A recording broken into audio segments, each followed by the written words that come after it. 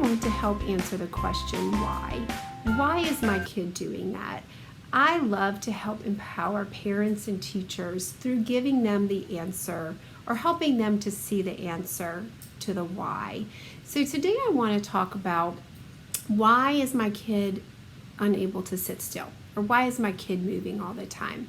And want to offer two possible answers that may explain why your child has a hard time with stillness. The first one is that it is possible that they have a weak core. And what it's important to understand is that we see our kids move all the time. We see them run, we see them climb. You say, how can my kid be weak? But stillness requires more movement, or requires more strength than movement does. So when I am being still and sitting up with good posture, I am co-contracting all of the muscles of my core for a prolonged period of time. When we move, a lot of times we're not asking our muscles to work for us over time.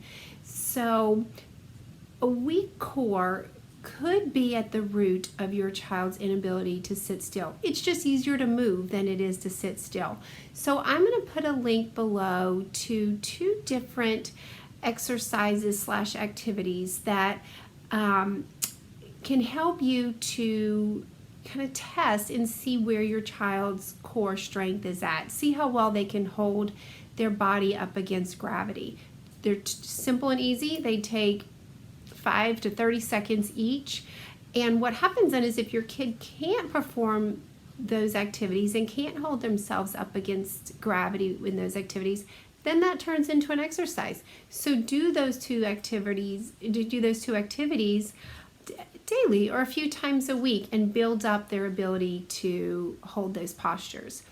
The other possible answer to the question of why is my kid moving all the time is that, or how I like to describe it, is like a coffee cup. And you know how you are if you're a coffee drinker on a Monday morning before you've had coffee. It's kind of hard to focus. You're not really there yet. You're not at your, what we call your just right level of arousal to really be able to focus on your work. So kids, their sensory cups, in a very simplified way, are like that. So when they're moving all the time, they're not at their optimum level of arousal. So they don't have enough coffee in their cups. So they're seeking it out. They're moving and moving and moving and moving, trying to get to that just right level of arousal. And for some kids, it's a huge coffee cup, and they need a lot more than other kids do. So if you have a kid like that, if you have a kid who needs a lot, then give them those opportunities to do what I like to call purposeful play, or exercises that get their coffee cup full. And those exercises include heavy work type of exercises, or exercises where they're really moving their head through space. So things like jumping, running, climbing, swinging, sliding, spinning. But I say spinning with caution, because if your kid is aversive to that, you want to be careful and you don't want to overdo it with that. Wrestling, pushing, pulling, carrying heavy items. Hugs is a great way, and that's a win-win, right? Then you get to show them your love too. Another win-win is household chores.